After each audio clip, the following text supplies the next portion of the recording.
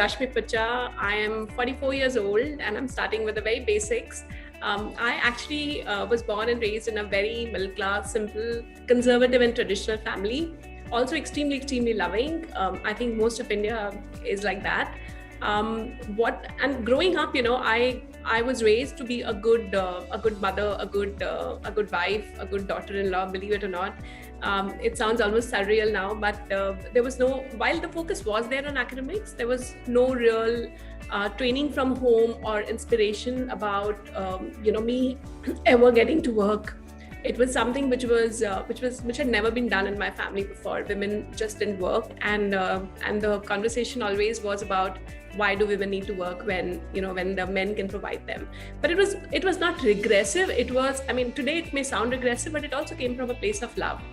And as I grew older, got more exposure, whether it was from books, whether it was from meeting people at college, at places where I was volunteering, I realized that life was more than, for me, more than just about being a homemaker. And that was kind of the start of my journey in my career.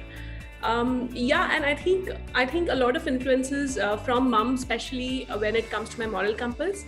But beyond that, I think work was something, and what inspires me and stuff has come more from years after I passed out of college. There are two things that happened. I believe life is, while we think that we plan a lot of things, sometimes things just fall in place. So I was volunteering for this organization. It's a students' voluntary organization called ISEC. They essentially organize cultural exchange programs, and I used to be in the senior leadership in the voluntary organization. It was here that I met people who could, both men and women, who would walk up on stage and speak with a lot of confidence. And I was really in awe of them. This was when I was still young, very much in college.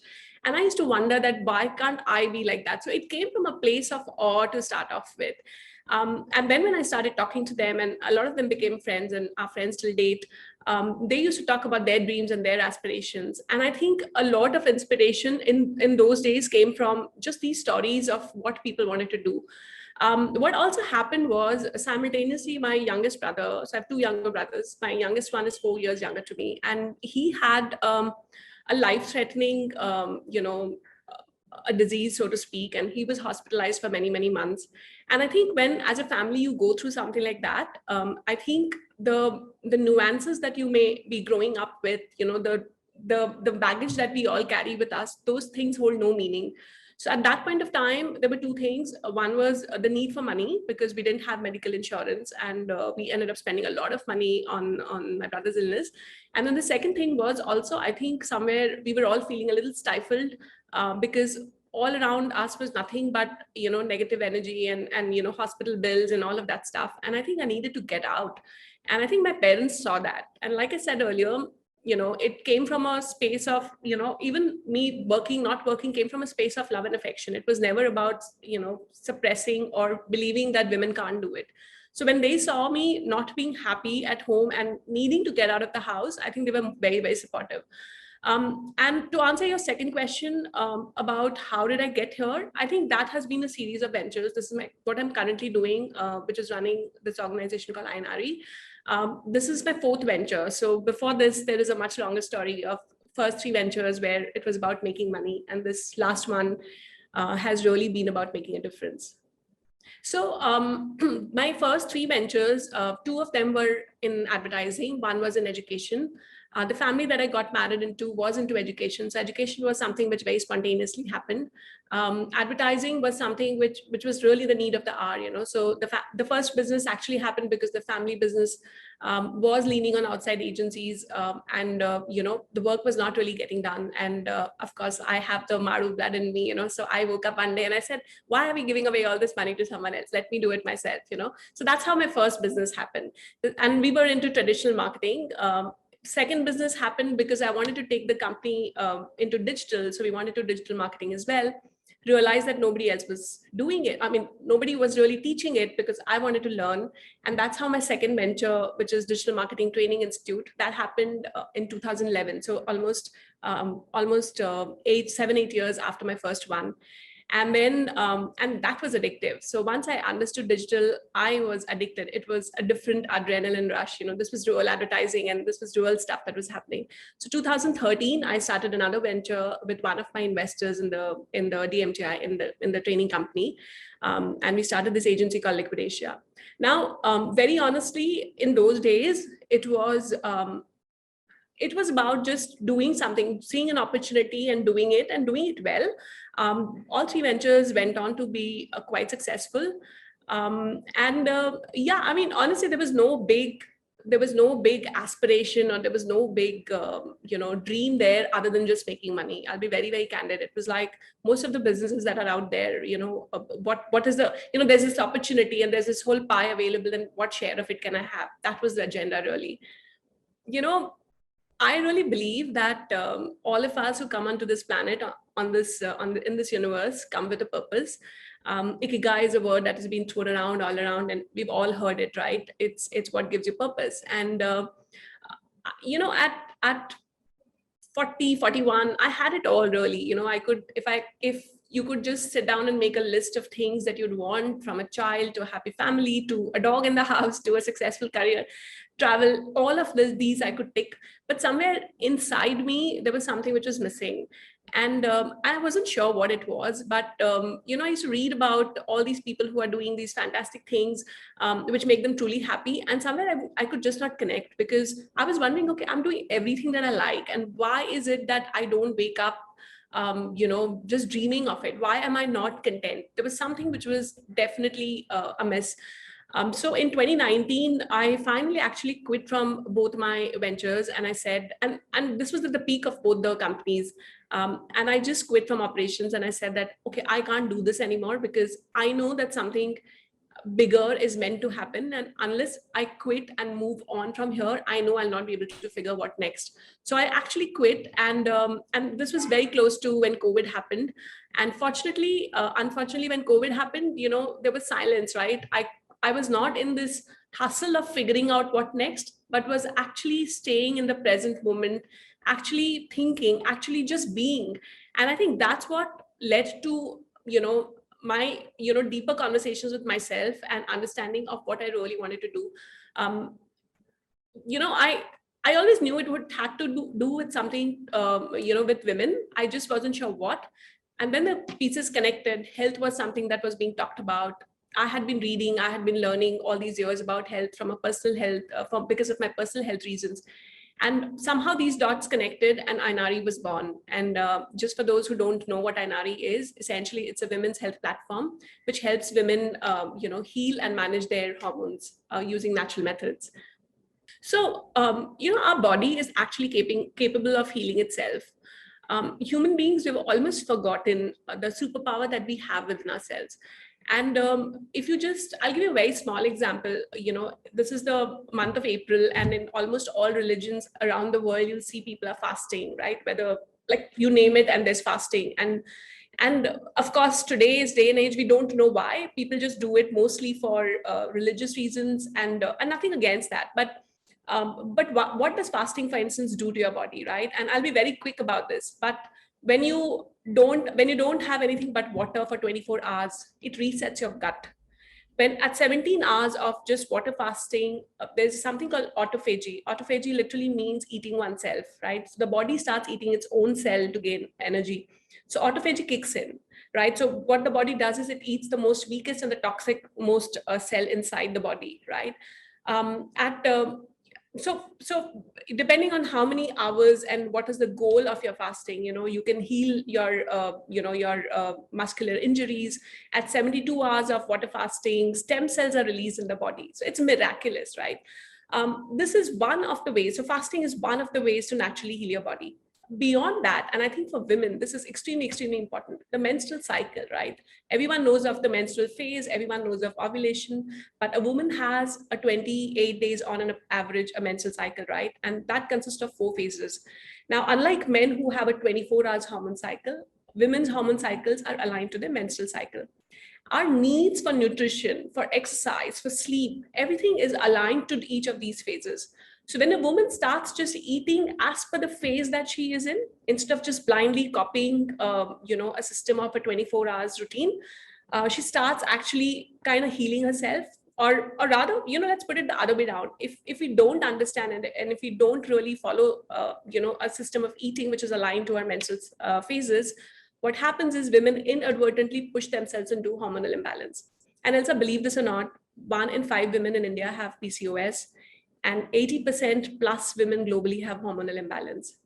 And time and again at Inaari, we have managed to reverse a lot of these problems and issues with just food, stuff that is available at home, with just fasting, which is abstaining.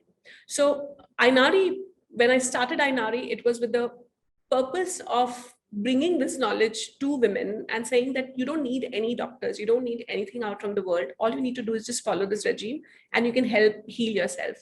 Of course, cut to phase 2, we are now also introducing a whole range of products which will essentially, think of these nutrients, but in a condensed form, provided to you in a little strip, which you put in your place on your tongue and it dissolves. It's as simple as that. So we made it a little bit more convenient for women, but otherwise, no chemicals, no sugar, no nonsense, absolutely clean food is what we are trying to provide. When I say food, I mean food supplements rather, actually, not just food. Yeah, absolutely. Yeah, of course, my brother is hale and hearty now. The personal history of in fact hormones, and I'll tell you the 3 things that happened. One is my mom's side of the family has an extreme thyroid problem, hypothyroidism. So after 30, the moment, and this is not just my mom, her sister, her mother's sister's kids, so all the women on my mom's side of the family, every single one barring me, have hypothyroid issues. And as soon as they turn 30 plus, they have legs which are like this thick, and they gain weight. Growing up, I was terrified that I'd have the same problem, because I just didn't want to. I mean, initially it was superficial. I didn't want to look like that. But over a period of time, as I grew older, I also realized that it had a lot of health implications, right? So that was one thing which kept me very conscious of what I put inside my body from a very early age. I was always underweight, never overweight, because I was very, very conscious. 2 other things happened. My last advertising stint that I told you about, Liquid Asia, 2 things happened while I was working there. It was one, a very, very stressful, very extremely stressful work environment, and like a very pressure cooker work environment, partially because of the kind of work we were doing, and partially because of internal team structures and stuff like that. I actually developed a tumor. You can see a scar right here under my ear. So there was like under my ear right up to here. So I had a tumor which was growing behind my ear. And of course, I was ignoring it because, denial, right?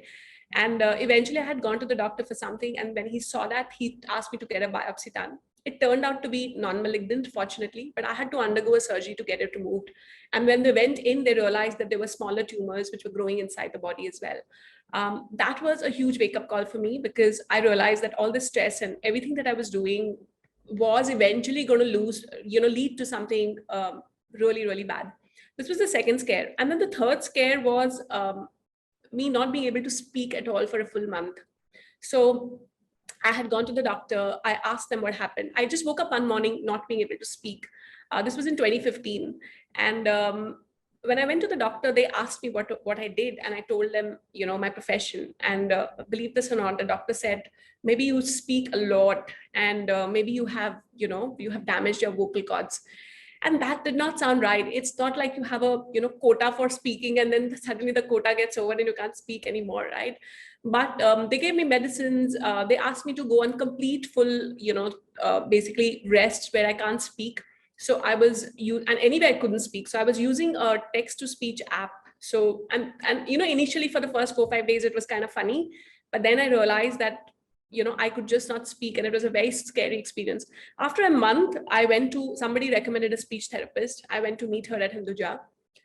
You won't believe what had happened. It was a case of severe acidity. So she gave me pills for 3 days. I felt a little better. And then she told me that you have such a severe case of acidity, just take this and take it for 3 months, morning, evening, And that did not sound right, because you can't be taking pills to suppress your acidity, right? So my health journey in terms of research, in terms of reading up, in terms of signing up for a nutrition program, attending a lot of workshops, changing my eating patterns and what I ate started from 2015 onwards. Before then, I was conscious, but I was clearly not paying attention. And and Inaari essentially is a culmination of everything that I had learned over these years, which was for personal health. I feel like everything that I'm doing with Ainari, my life until now almost prepared me for it. We spoke about purpose, and I believe, so for many years, and I'll take a step back. I studied at INSEAD, and in my coaching program, I was actually advised to become a coach. It came up again and again in many workshops that I have attended and stuff like that. They kept coming back to coaching, and I was wondering that, the life that I had taken, the path that I had taken was so different from it, and how would I ever get into it? It attracted me, but at the same time, not in the traditional way of coaching, and which is why I was telling you, right, that what I was doing plus trying to figure out what I really wanted to do, the whole purpose and what I'm doing, there was always this disconnect. When COVID happened, and when I now finally started Inaari, it's almost like my entire advertising background, my entire education background, my entire life of whether it's sickness or illness or my family history, the conservative side of the menstrual cycle, and then understanding how the menstrual cycle can actually empower you. It's almost like all of those were things that I was learning firsthand just so that I could do what I'm doing today. It's almost magical. It's almost like I was being trained for all of this, until now. So I'm actually very grateful for every small thing that happened, including the scars that I have today, because I think it helped me prepare for this. Or else I wouldn't have found this. Oh, well, there've been so many, right? I'll share a professional experience, two of them actually. So this was a few years ago. So while this is my fourth venture, there are at least two more ventures which almost took off, where I spent a lot of money and then took few steps back because realizing that it would not succeed. So one of these ventures was it was supposed to be a website which would essentially have art and craft curated from every part of the world. And I think the idea was phenomenal. What I did not realize was that more than the products, because I had the bandwidth and I had the connections and the network to be able to procure the products, but the photography for those products and then putting them online would be a very, very expensive proposition. So that, so I had actually picked up a lot of inventory. I had bought a lot of inventory. I had gotten the first few shoots done as well. The website was ready to go. It was live, and we tested it for a couple of days. And we were also hosting an online exhibition for many brands, and that's where I launched this. It was a soft launch to also kind of get a test, right? Products just were not selling, and it was not because the curation was not good, but what I realized was that the cost that one would need to incur to just be able to sell. So it was basically maths done all wrong, right? I had not prepared a proper P&L and was going blindly with gut and passion saying, hey, I love doing this and let me do this. This was a very expensive lesson to learn, but for all those who start new businesses, I always tell them that, passion sometimes also leads us to doing foolish things, because it may sound great in theory, but when you actually sit down on an Excel sheet and start plotting down the numbers, then you start seeing, black and white. Like I said, it was a very foolish and a very expensive mistake, but it also prepared me for my future ventures, because now, even when I have an idea, I think one of the first things I do is sit down and, write it black and white. Of course, I am led by passion as a person. So what I've also learned is that some things you do just for passion, some things you do not worrying about how you're going to make money, and you do that separately. It doesn't have to be a business, and if it's your business, that, it's not something that's going to monetarily, benefit you. So you go in with your eyes wide open. So I think this was a one very, very big learning for me, not just in one venture, but a couple of ventures. The other venture was, the other failure that I told you I'll speak about was partnering with the wrong people. This has happened to me twice. I don't want to get into the details of that, because if I speak about it, it would just not be nice for the people, because it'll be very easy to piece things together. But I think partnership is a very sacred thing. We spend more time with our business partners than we spend at home with our own family. And therefore, who you choose to partner with is something which is extremely, extremely important, because even if everything else is okay, even if the business does well or has potential to do well, somewhere things just won't work out. And on both those occasions, I actually chose to walk away with dignity. I did not take a penny, and I just walked away because for me, it was a peace of mind that was more important. Um, what I have, my learning from this second bit is not just about choosing the right partners, but also about being slightly dispassionate about things when it comes to work. In terms of that, yes, you give your everything to work, but at the same time, if required, you need to be able to walk away from it without it breaking you down. So I think that's the second part that I've learned from my second failure. My younger self, travel. I think that's the one thing I would say is travel much more than I did. Also, I have, one thing I'm very grateful for is that I have zero regrets. So like I was saying earlier, if all these things that I have gone through, good and bad, if I had to go through them all over again, I'd do it again. And I think, so one advice that I would give to my earlier self to do, which I did not do, was to travel and live for myself a little bit. And the second advice that I would, give to anyone else who's listening, something which I have done in my own life, is to, if there are two paths that you want to take and you're wondering whether to take it or not, I would say go ahead and take it.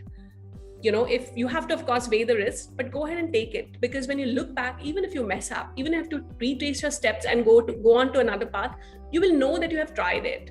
And you will know that, only you're responsible for that choice, right? So I would say that don't have regrets. I think that's the most important thing, and yeah, that's it. Inaari is all about that, right? So I think I have been very fortunate that that life transpired the way it did, because where I came from versus where I am today, I know I have grown a lot professionally and personally.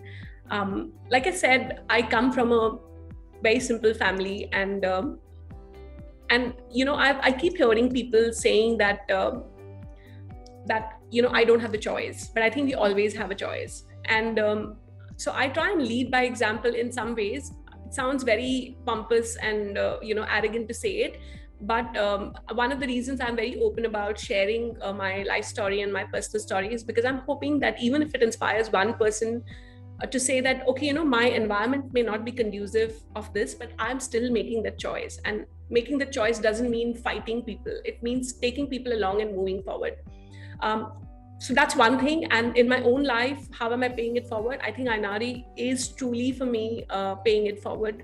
Everything that I do with the foundation and with the company is to hopefully make life easier for women in the long term. Definitely. I mean, I'm really, really hoping that the conversations we have at Inaari and through Inaari make women understand themselves a lot better. So that's my very small way of giving back.